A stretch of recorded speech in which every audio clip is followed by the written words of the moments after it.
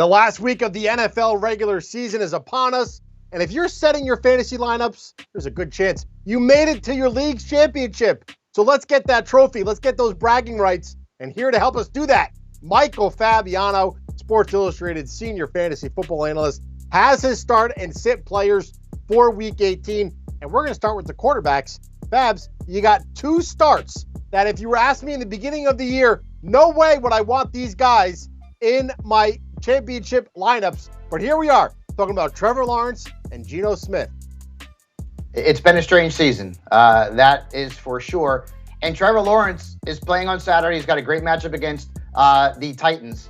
And keep this in mind, that game is for all the marbles in the AFC South. So it's a very meaningful game. And the Titans have been very bad against quarterbacks, allowing 28 touchdown passes and the fourth most points to the position. So Lawrence is a very good play.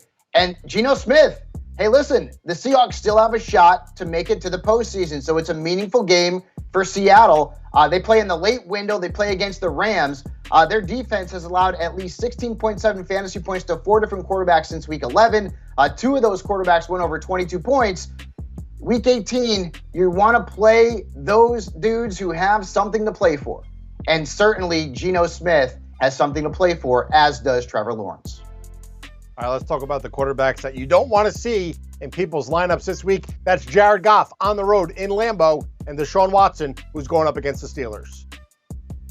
So Jared Goff he's a conundrum, right? The last time he played on the road, the numbers were very good.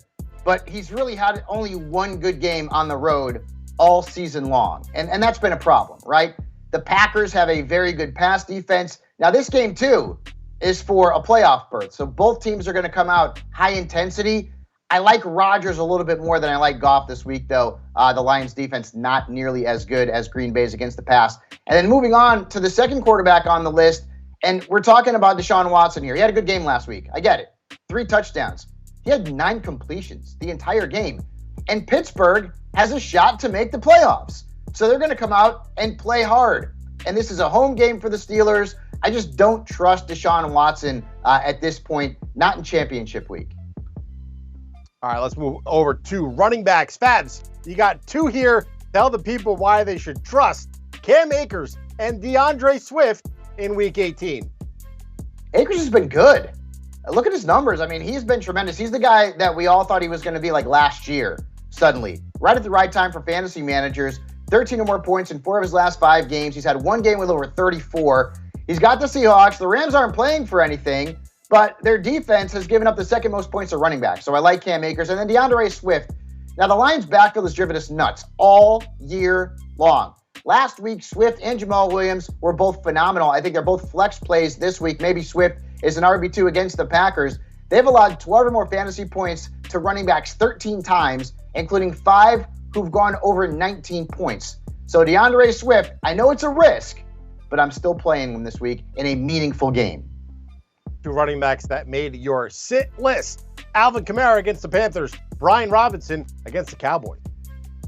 And Kamara's been on my sit-em list for a while now. Yeah. And he's really only had 1 good game in the last month and a half. Last week, he had another stinker. I told you not to play him. He has scored 50% of his games in single digits. Like, that's terrible, right? And you've got the Panthers this week. They've allowed the 4th fewest points to running backs in the last 4 weeks. I'm not playing Alvin Kamara. He's a name, and that's it. And then Robinson, this may be a bit of a rage sit this week because we all liked him last week, and he did nothing. No Antonio Gibson. He still didn't put up good numbers against Cleveland. Now he's got my beloved Dallas Cowboys. They've allowed the 2nd fewest fantasy points to running backs. The Cowboys still have a shot to win the NFC East and the number 1 overall seed in the NFC. It's probably not going to happen, but they still have a chance. So they're going to play all of their starters in that contest. All right, Fabs, let's talk about some pass catchers. 2 wide receivers that you like. Zay Jones, you like his quarterback. He has that matchup against the Titans. And then Christian Watson playing on Sunday night against the Lions. The matchup is very good for the Jaguars quarterback and their pass catchers. So this isn't just Zay Jones. You can also throw Christian Kirk into this mix. Jones has actually been pretty bad the last couple of weeks, 7.5 fantasy points in his last 2 games. But the Titans defense has allowed the 2nd most points to perimeter receivers. And remember, Zay beat them for over 21 fantasy points earlier in the season. So Zay Jones, Christian Kirk, both good plays. And Christian Watson did play last week. The numbers weren't great, but once again, meaningful game for the Packers on Sunday night against Detroit. They've allowed 14 touchdown catches and the fourth most fantasy points to wide receivers this year. So Christian Watson and then Allen Lazard, also startable assets this week. All right, 2 wide receivers to leave on your bench. You're telling people to take some warning with Jalen Waddle and Adam Thielen. Beware Jalen Waddle. I know you probably got to play him if you're in the championship, but they're going to be playing Skylar Thompson this week. It's a third-string quarterback. Teddy Bridgewater's banged up. We know Tua's not going to play. And when you look at the numbers that Waddle had earlier this season against the Jets, 5.3 fantasy points. The Jets' defense is very good against perimeter receivers, so Jalen Waddle is a risk. And then Adam Thielen, who's been on the sit-em list now for a couple of weeks straight, I'm going to keep him on here against the Bears. They've actually been tough against wide receivers. They held Thielen to 27 yards and 6.7 fantasy points in week 5. And you also have to wonder, Bill, are the Vikings going to play all of their starters for an entire game where it means nothing to them? They've already clinched their postseason berth. They're not going to be able to move. So the Vikings could be sitting some players this week. Last position to focus on is tight ends.